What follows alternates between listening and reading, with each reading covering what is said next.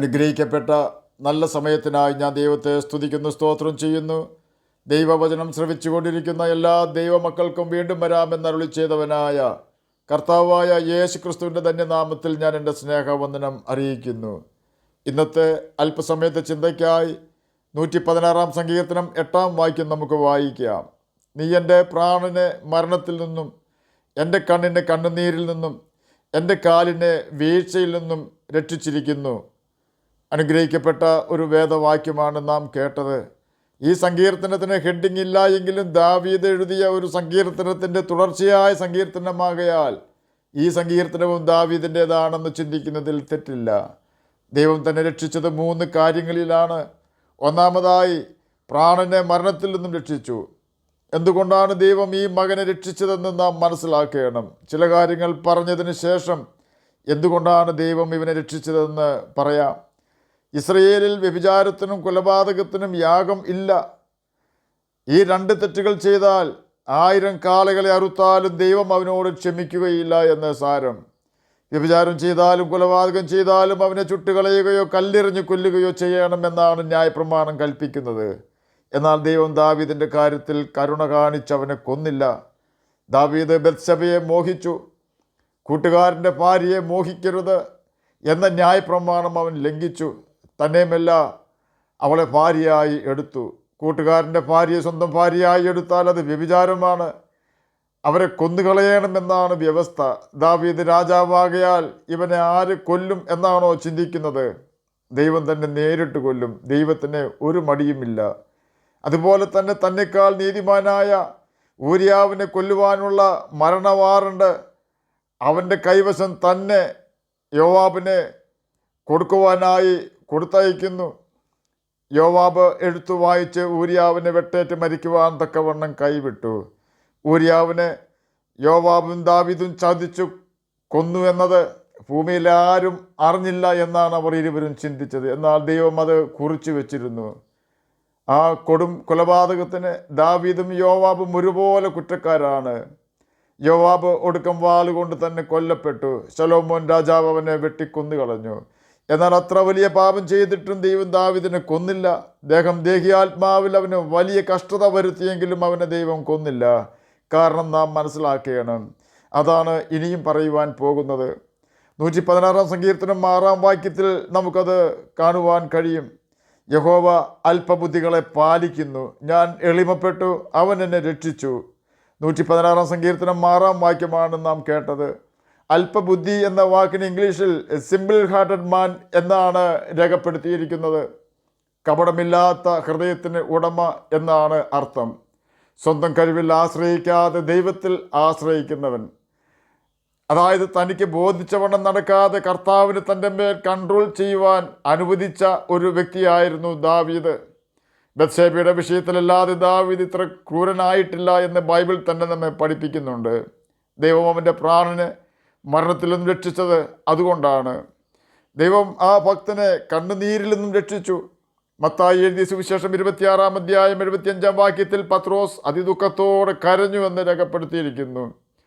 കർത്താവായ യേശു ക്രിസ്തുവായ തൻ്റെ നാഥനെ തള്ളിപ്പറഞ്ഞതുകൊണ്ടാണ് അപ്രകാരം അവൻ കരയേണ്ടി വന്നത്. അത് വലിയ പാവം തന്നെയാണ്. എങ്കിലും യേശു പത്രോസിനെ രക്ഷിച്ചു. അതുപോലെ തന്നെ കണ്ണുകൊണ്ട് തെറ്റ് ചെയ്ത ദാവീദ് കുളിക്കുന്ന ബത്ശേബയെ കണ്ടതിനാൽ അവൻ വലിയ തെറ്റ് ചെയ്യേണ്ടി വന്നു. അവൻ ചെയ്ത കൊലപാതകത്തിനും വ്യഭിചാരത്തിനും ദൈവം അവനെ കഠിനമായി ശിക്ഷിച്ചു.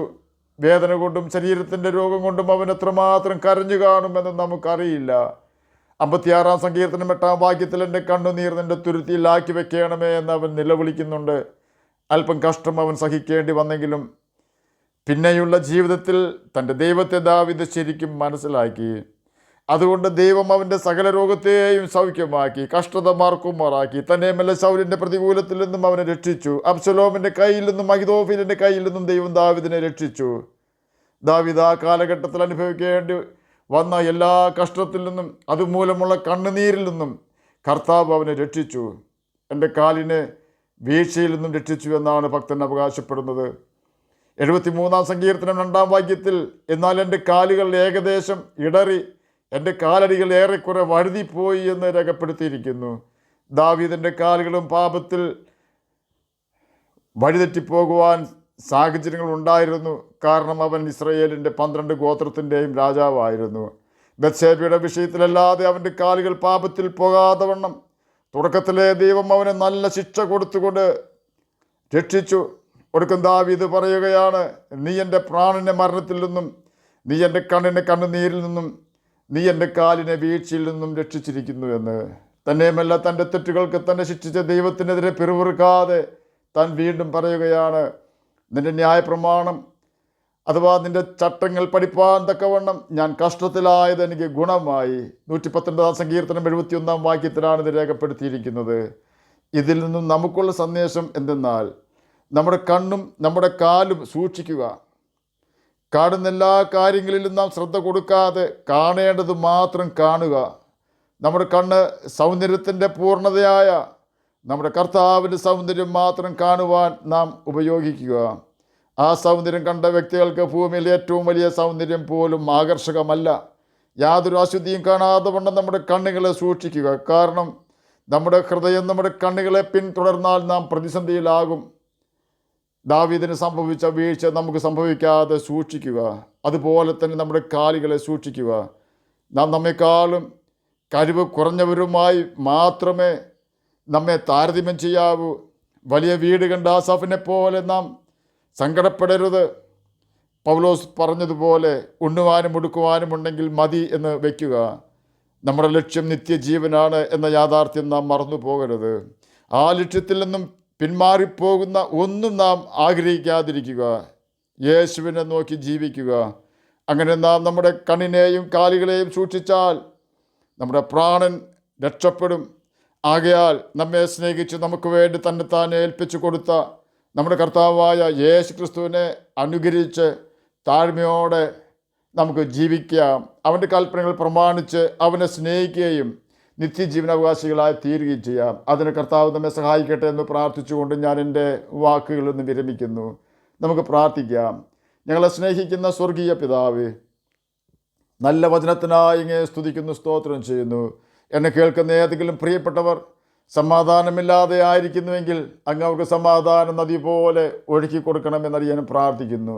രോഗത്താൽ ഭാരപ്പെടുന്നവർക്ക് രോഗസൗഖ്യം കൊടുക്കണമേ. ഏതെങ്കിലും വ്യക്തികൾ മനപ്രയാസത്താൽ വേദനയാൽ കഷ്ടപ്പെടുന്നുവെങ്കിൽ അങ്ങ് അവർക്ക് അതിൽ നിന്നും മോചനം കൊടുക്കണമേ. വിവാഹപ്രായമായി നിൽക്കുന്ന എല്ലാ കുഞ്ഞുങ്ങൾക്കും തക്കതായ തുണകളെ കൊടുക്കണമേ. പഠിക്കുന്ന കുഞ്ഞുങ്ങൾക്ക് പഠിക്കുവാനുള്ള ബുദ്ധിയും ജ്ഞാനവും ഓർമ്മശക്തിയും കൊടുക്കണമേ. പ്രാർത്ഥന കേട്ടതിനായി സ്തോത്രം. യേശുവിൻ്റെ നാമത്തിൽ തന്നെ ആമേൻ. കർത്താവ് എല്ലാവരെയും അനുഗ്രഹിക്കട്ടെ. സ്തോത്രം.